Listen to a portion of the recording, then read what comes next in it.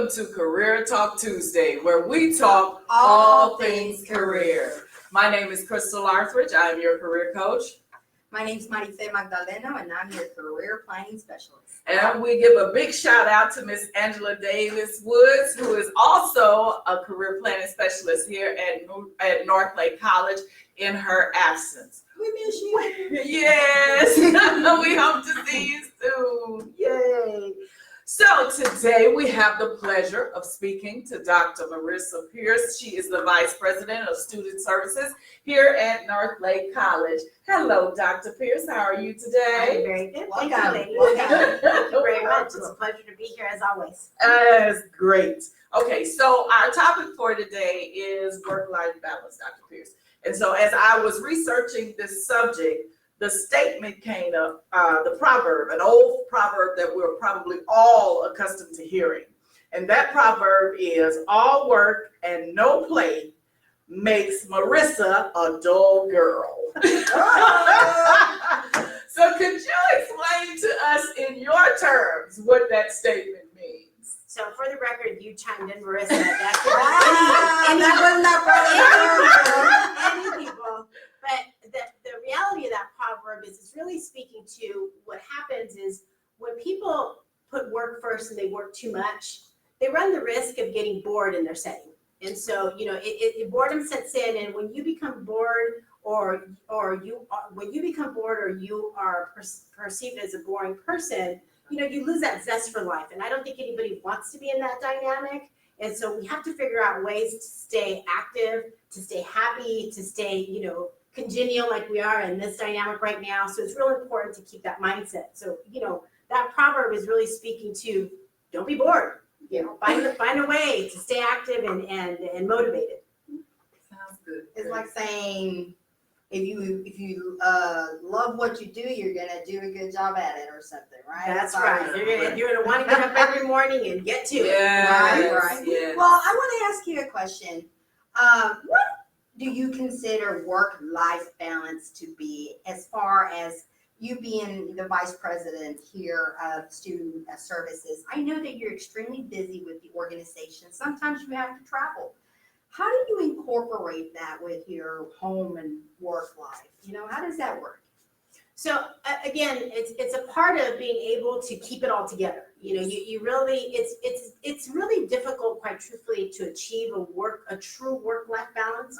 In conversations when people ask me these questions, what winds up happening is that we need to be in a situation where we're aware of ourselves, we're aware of what matters, what's important to us. And so in doing that, we make some decisions to say, what am I going to prioritize in my life? You alluded to, how do I do this with regard to my work and regard to my life? I have two adult sons. Again, when I'm dealing with my two adult sons who are in two different places, I'm having to be mindful of the flexibility and adaptability I have to have as a parent that says, my family comes first, but I make that decision. It's very important that I make that decision to say my family comes first. But it's equally important to be in a work dynamic where you can comfortably say, my family comes first, and your working environment, the climate is such that you don't feel guilty about that, and you can turn around and say, I need to take care of my family first. It's what makes me happy,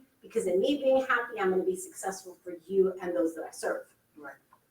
So, right. So what you're saying is you want to be able to be in an environment where you're not scared to tell your boss, hey, I have this came up. I need to do this. And you're not afraid that you're going to lose your job or something like that is going to happen, right?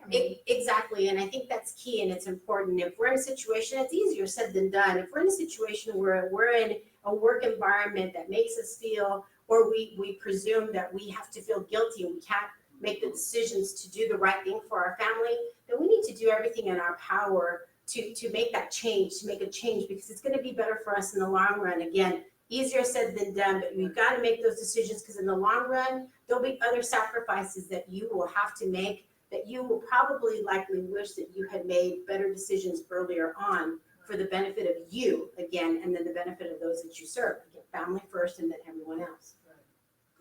As you were sitting here and talking about making sure that this happens, or that you have access to this, you have access to time to spend with your family. I was thinking about when individuals apply for positions and then the question comes up, what type of benefits or what type of benefits will I receive as a result of having this position?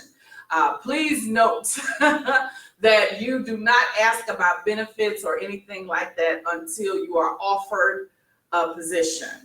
So that would be the time for you to kind of, as much as you can, because you won't find out all, but they will have leave. They will have leave for dependents. I know here in the district, when you need to take leave for your family, they have leave for dependents, and they have your own leave. So and I must say that the district is real good about giving you time for your family. And when I thought about it, I thought about when my mother passed, my father passed. There was time given to me to go and see about it, see about my family. So just a shout out for the district. I have to interject really quickly on that note. Speaking of leave, I think it's real important that people be mindful of the utilization of that leave. Yes. Oftentimes, speaking of that work-life balance, we accumulate leave so much that we don't use it. Yes. It is there to be used. Utilize it, folks. Utilize it and don't take it for granted, because again, it's a benefit that's there for your purposes. Right. Use it, because then it will go to waste in some cases. Yes. Okay. Use it for downtime or Downtime, what your family own time. wellness, family time again, but use it. Don't be afraid to take that step and be mindful of that particular benefit, as you say, Crystal, Right. that's there, that oftentimes in my role as an executive, I see far too often we don't use our time. Exactly. Well, to finalize this subject about life balance, what suggestions would you have for a person seeking to achieve that, work-life balance? So we're going to talk again a little bit about the self, and quite truthfully, and in a roundabout way to bring it full circle, if you will. There are two things. You have to be mindful of yourself and think about and be a little bit selfish is one of the words. You need to be Right. selfish and put yourself first. It's incredibly important to say, I need to be in a good state of mind. I need to take care of myself in order for me to be the very best me for others. In order for me to support others, again, my family first, my coworkers, the teams that I serve, and notice that I say the teams that I serve. Right. I say that way because I'm comfortable with myself. The other thing is that we talked a little bit too earlier on about that self-perseverance. Yes. So if you're comfortable with yourself, then you're doing everything in your possible mind to ensure your self-perseverance, and it makes you a happier person. And when we go back to the home life and going back to this work-life balance again, I'm in a good space, so I hope that puts my team in a good space. Yeah. And we often say in the home life, and I'll wrap it up with this statement, happy wife, happy life. Oh, yeah. There's actually a little bit further than that. Let me bring it home for you. All right. I heard the other day that it's more happy house, happy spouse. Ah.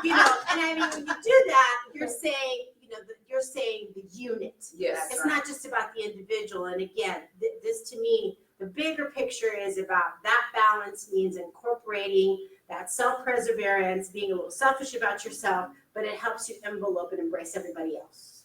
All right. Wonderful. Well, thank you so much. We really appreciate you, Dr. Thank Pierce. you. I appreciate you all. Thank you so much. And let me say, she is always willing to support us no matter what we ask her to do. So we have next week, November 5th. November 5th, we will be at Center for Neuro Skills. We will be speaking to Miss Valerie Armstrong. She's going to talk to us about the employment opportunities she has for health sciences, which brings me to the Guided Pathways Expo, Guided Pathways to Success Expo. That will take place on Wednesday, November 6th. It'll be here at North Lake College in our Student Life Center in H200. It will take place from 12:30 to 2:30. We invite all of the students as well as community members, even if you're not a student. We're going to have colleges and universities as well as employers here. So come out and join us in H200 for for the North Lake College Guiding Pathways to Success Expo, Health Sciences.